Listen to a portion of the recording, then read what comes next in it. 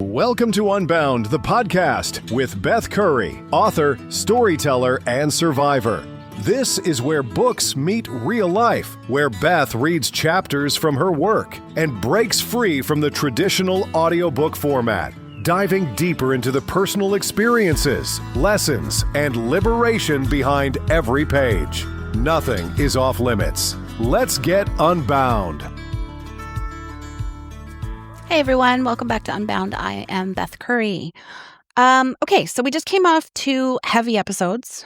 Music is a lifeline, then the complete absence of connection, and now we're talking about something that might be even more complicated than either of those, and that's the good days. Nobody warns you that the good days can fuck you up just as much as the bad ones. Maybe more. Today's chapter is called Fragments of Clarity, and it's about those moments when the fog lifts and you get your person back. Not permanently, not even for long, but usually, long enough to remember exactly what you're losing, long enough to feel that gut punch of hope followed immediately by the reality that this is temporary. These lucid periods are like, what's a good way? Imagine someone you love has been underwater for months, and then suddenly their head breaks the surface. They take a breath and they see you. They're them again. And then just as quickly, they slip back under. That's kind of what we're dealing with here. So let's talk about the gift and the curse of clarity and dementia, because it's both. Always both. This is chapter 19 in the book called Fragments of Clarity. The moment I step into Mom's room at Willow Grove, I can tell it's a different kind of day. Her eyes hold that spark of recognition that's becoming increasingly rare. Not just the vague awareness that I'm someone familiar, but the sharp clarity of knowing exactly who I am and why I'm here. I've been remembering a lot of things today, she announces, sitting up straighter in her chair. Her voice carries a note of triumph, as if she's accomplished something remarkable. And she has. These moments of cognitive clarity are victories now, islands of coherence in an expanding sea of confusion. I settle in beside her, knowing from experience to tread carefully. These lucid periods are precious but fragile, like holding water in cupped hands. Push too hard with questions or corrections and the clarity slips away. So I simply nod, encouraging her to lead our conversation wherever her suddenly accessible memories take her. We went camping in PEI, she begins. You were just a toddler. She doesn't elaborate much on this memory, but it opens a door to others. Her mind skips to the trailer that once sat in our driveway, the one that became an occasional adventure space for Jennifer and me on special occasions. You girls loved sleeping out there, Mum says, smiling at the memory. It was like your private clubhouse. I nod, feeling myself transported back to those summer nights of childhood excitement. We did, and then later, after Dad built up the side deck, we would sleep out there too, under the canopy. Her face brightens at this shared recollection. Yes, Dave built that deck himself, and the canopy from Downey awnings. You two were always wanting to sleep outside. The mention of sleeping in the trailer unlocks another memory, one that makes me laugh, despite myself. Remember when Jen told me to yell something at that passing lady and I got in trouble instead of her? Mum chuckles. The sound so familiar it makes my heart ache with its normalcy. Oh, that day. You were both playing in the front yard. Jennifer told you to say that word to some poor woman walking by. And I had no idea what it meant, I add. Just did what my big sister told me to do. You were always so trusting, Mum says, reaching over to pat my hand. And who got to sleep in the trailer that weekend? Not you. I still remember crying on the couch for what felt like hours. It was hours, Mum confirms. Jennifer was always getting you into trouble. Remember those prank phone calls that went too far and she'd somehow disappear right before I figured out what was happening? We both laugh at this. The shared understanding of sibling dynamics that shaped so much of my childhood. From swearing to small acts of violence, from risk-taking adventures to elaborate schemes, Jennifer's sisterly influence loomed large in many of my childhood misadventures. Mum's expression shifts suddenly, her eyes widening as another memory surfaces with startling clarity. The car! She exclaims. The one that came through our front window. The incident remains vivid in my own memory, despite happening 4 decades ago. I was in the living room one evening after dinner. Jennifer was in the shower.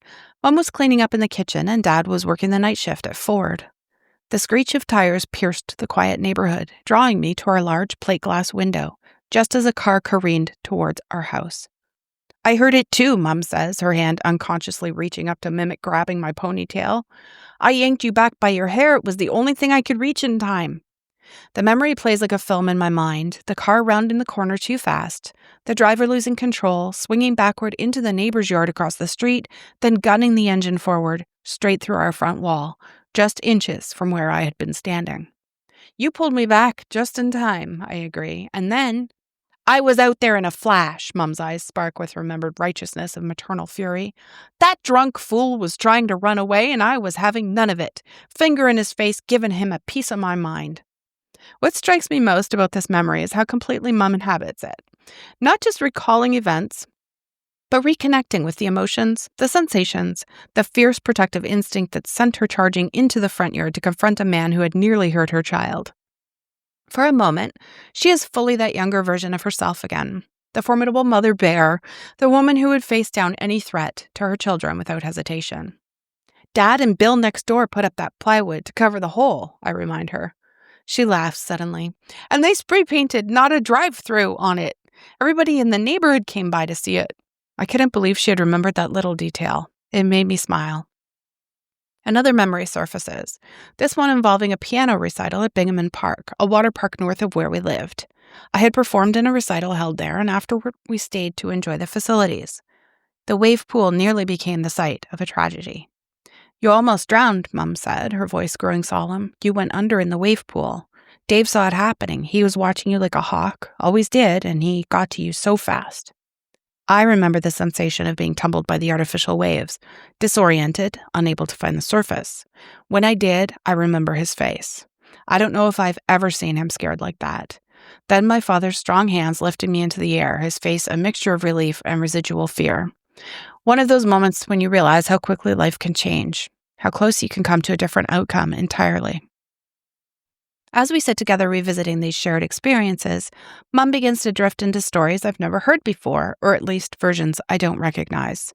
She tells me about the time she claims I rode my bike into Lake Ontario fully clothed because Jennifer dared me. About Dad allegedly winning a hot dog eating contest at a Ford picnic by consuming over 20 hot dogs, a feat I'm fairly certain never happened. About a family of raccoons she insists once took up residence in our attic and learned to imitate the sound of our telephone. These increasingly fanciful tales signal that our window of clarity is closing.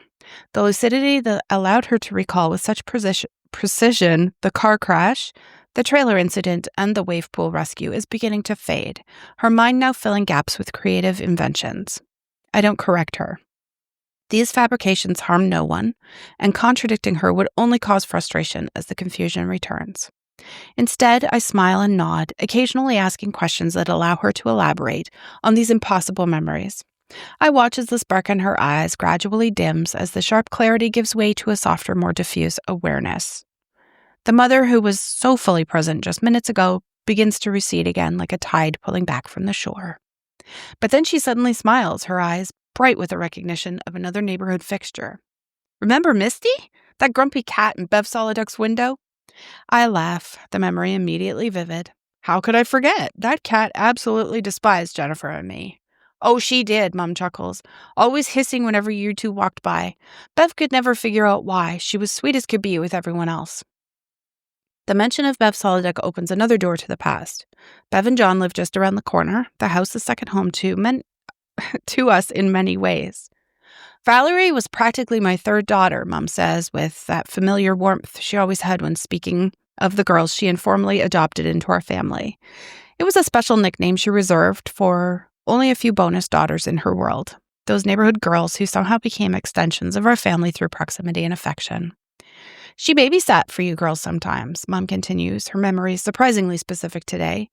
Always playing Bryan Adams music. She wanted to marry him. I nod, smiling at the recollection of Valerie's teenage devotion to the Canadian rock star. And Bev used to let Jen and me help her bake. It was Bev who brought a love of cake decorating to me.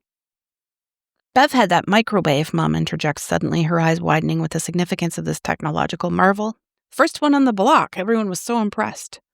I remember how we'd all gather around that humming box like it was performing magic, watching ordinary food transform in minutes rather than hours. The microwave had been a source of endless fascination, something futuristic that had somehow landed in our ordinary neighborhood. And the Demones, Mom continues, her mind making connections that surprise me with their clarity. Sandy and Joe and their 3 kids live just around the corner and down a few houses. A shadow crosses her face momentarily. Joe passed from cancer, so young. Her expression grows contemplative, and I can see that this memory has led her thoughts back to Dad. A comparison forming naturally but not harshly. Just the reflection of a woman who's experienced both losing a spouse and watching others navigate the same terrible journey. Sandy's son Michael, she says, brightening again. Now there was an enterprising young man. Always had some business scheme, even as a little boy. He ended up on that TV show. What was it called? Thrill of a Lifetime? Something like that. They made his dream come true. He chose letter placement on trucks for a company. As Mom speaks of the Demones, a shadowy memory surfaces in my own mind, one that's hazy around the edges but emotionally vivid. I remember seeing Joe in their living room once, I say quietly, when he was sick. I was really young, but something about that moment stayed with me. Mom nods, her expression somber. Yes, you would have been quite little. Such a difficult time for their family. The Demones were another family we spent countless hours with, our lives intertwined through neighborhood proximity and genuine affection. Mom's face brightens suddenly as another memory breaks through. Sandy had such a thing for Rod Stewart, she says with a laugh. Just like Valerie with Bryan Adams, it strikes me how often Mom's memories circle back to music, these soundtrack moments that seem to anchor her recollections of people and places. Songs and artists weaving through the fabric of her memories, giving her mind something tangible to hold on to, even as other details fade. And your father, Mom adds with that familiar twinkle in her eye, always helping the neighborhood ladies with their odd jobs, fixing faucets, changing light bulbs, moving furniture. I can't help but smile at this memory of Dad as the neighborhood handyman, or flirt, depending on how you looked at it. As a child, I thought nothing of it. Now I find myself wondering about the dynamics at play. Was it Dad actively offering his services, or the neighborhood women finding reasons to call on his help? A bit scandalous, perhaps, or perfectly innocent. One of those childhood memories that takes on new dimensions when viewed through adult eyes. I'll never know for sure, and the not knowing makes me smile. I'm amazed at how these details have surfaced so clearly today, these connections between families that formed the tapestry of our neighborhood life. The Soliducks with their hissing cat and coveted microwave, Valerie's Bryan Adams obsession, the Damone family with their ambitious son and Sandy's Rod Stewart records, Dad's role as neighborhood handyman. All these pieces of our shared history emerging intact from the fog that usually surrounds Mom's memories. There's a particular kind of grief in these transitions. These moments when you get your loved one back briefly, only to lose them again. Each return of clarity brings both joy and sorrow. Joy in the connection, sorrow in the inevitable retreat. It would almost be easier if the decline were constant, without these tantalizing glimpses of what was. Yet I've come to treasure these fragments of clarity, however brief. They remind me that Mom is still in there, still capable of surfacing occasionally through the fog of confusion. They give us both the gift of connection, real, meaningful connection based on shared memories and understanding, rather than the more superficial interactions that characterize most of our visits now. As her stories become increasingly untethered from reality, I find myself studying her face, committing to memory the animation in her expressions, the familiar gestures of her hands as she speaks. I record her voice not just on my tiny recorder, but in my mind. Not just the words, but the cadence, the tone, the particular way she emphasizes certain syllables. I store away the sound of her laugh, the way her eyes crinkle at the corners when she's amused. These are the details that dementia cannot completely erase. The essence of her that persists even as memories fade and confusion grows. In these brief windows of clarity, I'm reminded that love and connection transcend cognitive function, that somewhere deep inside she remains the mother who yanked me from danger by my ponytail, who confronted a drunk driver to protect her child, who witnessed and remembered the small dramas and comedies of our family life. Eventually, the conversation winds down naturally. Mom's focus begins to drift, her responses becoming more vague, her gaze less steady. I know the signs well enough now to recognize when it's time to transition to a different kind of interaction. Simpler, less dependent on memory, more grounded in the immediate present. Would you like to look at some pictures? I ask, knowing she can't really see. As we turn to the familiar comfort of photographs on my social media, where I'm able to share updated pictures of the Damone and Soliduck families, I silently thank whatever temporary neural alignment gave us this brief gift of shared memories. this fragment of clarity in an increasingly clouded landscape. These moments may become increasingly rare as her condition progresses, but I will continue to watch for them, to create space for them, to treasure them when they appear. For in these fragments of clarity, I find not just echoes of who Mum was, but reminders of what remains. Her spirit, her love, her essential self is still here, hanging on. The woman who pulled me from danger, who fiercely protected her children, who remembered and laughed at the "not a drive-through" sign, she's still here, even if only visiting briefly between longer periods of confusion. And for now, those visits, however fleeting, are enough to sustain us both on this journey through the fog. So thinking back, when I walked into my mom's room that particular day and I saw this difference in her, the spark in her eyes, um, not the vague, "Oh, someone's here" look that we sometimes get, or like if I have to wake her up. But this really super sharp, kind of focused, "I know exactly who you are and I'm ready to tell you some shit" look. And she comes right out with it, when she said, "I've been remembering a lot of things today." So that statement for someone with dementia to know they're having a good memory day, I think that's huge. It's metacognition. It's awareness of her own mental state, and it's increasingly rare. So I know immediately, thankfully, don't push, don't correct, don't guide, just let her lead, because this clarity is fragile as hell, and I'm not about to be the one who breaks it. So what followed was this beautiful, heartbreaking cascade of memories, some that I knew and know, and some that I hadn't heard or I'd forgotten. They just kind of came tumbling out with details that have been locked away for how long? Um, it was a car that crashed through our front window when I was a kid, my mom yanking me back by the ponytail. Um, she remembered the plywood, the not a drive-through thing. She remembered neighbors coming by. They're not just memories, they're full memories. Complete, like with emotion and sensory details, with her self fully being in that moment from decades ago. Like, it's crazy. And the thing that gets me, like, in that moment, she wasn't a woman with dementia remembering the past. She was that younger version of herself, and she was living it again. So that's kind of what clarity does in dementia. It isn't just recall, it's kind of a time travel. Trippy little time travel where, the person becomes who they were, even if it's only for a few minutes. But then it gets like stupid complicated, as it always does. And this is the lesson I really want you to hear. Clarity doesn't follow a straight line, and you can't control when it fades. So, we're sitting there sharing these crystal clear memories and, the wave pool thing and the trailer in the driveway and the neighborhood dynamics and things I'd forgotten. And then slowly and gradually, the stories kind of start to change and evolve. Like when she said that I rode my bike into Lake Ontario, I don't think so. Like, that never happened. And I don't think the hot dog eating contest did either. We always went to Ford family barbecues and there were always like things for families and kids and everything, but I don't remember that. And then the raccoon thing, that was pretty wild. Like, that just absolutely did not happen. But I see it kind of happening in real time, right? The clarity sliding back into that confusion and reality blending with invention, her mind kind of filling those gaps with whatever makes sense in the moment. Do I correct her? Fuck no. Why would I? Because like I said, these fabrications don't hurt anyone, right? And pointing out that they're not real might just bring her frustration. And, as the confusion returns, so I just nod and smile and ask questions. What I've learned is that, like, when the clarity fades, my job isn't to hold on to it. I have to honor what was there while it lasted. And I do.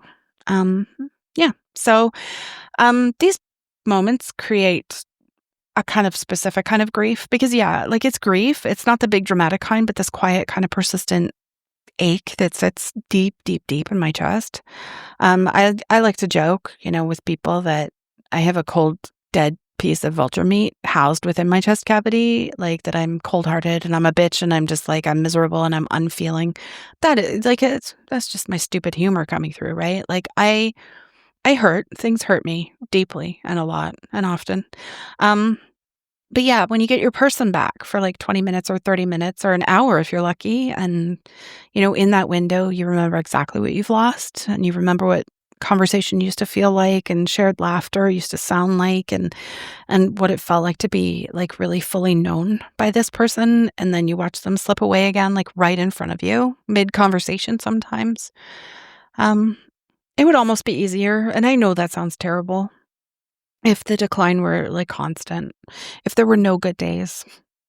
Oh, I hate saying that because I don't want to like curse it. But then you wouldn't keep getting reminded of what's gone, right? You wouldn't keep hoping that maybe this time the clarity will stick. It never does. It's always temporary. It's fragile and fleeting. And I treasure these moments. I really do. Even like knowing they're going to end, even knowing that they make the confused days harder to bear. I treasure them because they remind me she's still in there somewhere. The essence of who she is hasn't been completely erased yet. Again, like music anchors everything. We got to go back to that too. I keep talking about music. Music's a big deal. On this good day when my mom was pulling up all these detailed memories, she just kept coming back to music. Valerie's Bryan Adams obsession and Sandy's Rod Stewart love. The songs playing during key moments of her life, like music is woven through the fabric of her memories in a way that makes them more accessible and more vivid and more real. And I love that. It's kind of like the melody gives her brain something to hold on to, like a thread to follow back through the years. So yeah, if you're dealing with this crap, pay attention to what anchors your person's memories. So for my mom, I wholly believe it's music. For someone else, it might be food or specific places or familiar smells. Like whatever it is, lean into it and use it, because these anchors might be the keys that unlock the clearest moments you're ever going to get. Another thing about this visit is the way that she remembered the feelings of these moments and not just the facts. That protective fury she felt confronting that drunk driver. The pride in my dad building the deck, the warmth when she was talking about the neighborhood kids that she had basically adopted. These emotions are still there. And even when other shit disappears, like that's there. And honestly, I think that's what matters most. Like not whether she remembers every specific fact, but whether she can kind of still access the emotional truth of her life. The love, the connection, the fierceness with which she protected her kids. Like that's what's worth fighting to preserve. That's kind of what makes these fragments of clarity so precious. So here's what I want to leave you with today. If you're lucky enough to get these moments of clarity with your person, don't waste them trying to hold on too tight. Don't quiz them to see how much they remember. Don't correct them when the details start to get blurry and a bit silly. Don't panic when you see that clarity starting to fade. Like just be there, just be present, soak it up, record it if you can. And I mean that literally. Like I have recordings of some of these conversations and they're fucking priceless. Not just for me, but for my kid someday, for anyone who wants to remember who she was when she was most herself. When that clarity slips away, because it will, don't beat yourself up for feeling gutted. Don't tell yourself you should just be grateful for the good moment. You can be grateful and heartbroken. Both things are true and both things are allowed at the same time. These fragments of clarity are totally gifts, but they're complicated. They remind you what you've lost, even as they give you something back. They offer hope that feels dangerous because it's temporary. They connect you and they leave you feeling even more alone when they fade, but they're still worth it every single time, because in those moments, however brief, you get to be with your person again, like really with them, not managing them, not interpreting for them, not simplifying everything to accommodate their confusion, just being together, sharing memories, laughing at old stories, connecting across the years, right? This journey is defined by loss, and those moments are of genuine connection. Those fragments of that clarity become the things that you hang on to. They remind you why you keep showing up, even on the days when there's absolutely nothing there. So watch for them. Create space for them. When they come, treasure them, not despite their impermanence, but maybe because of it. Thanks for listening to Unbound. Support and contact info are in the show notes. Please join the Facebook group for discussion, and I will see you in the next episode. Thanks for listening to Unbound with Beth Curry. Join the conversation in the Facebook group or visit author.bethcurry.com. Want to support the show? Head to ko-fi.com/unbound podcast. Until next time, stay unbound.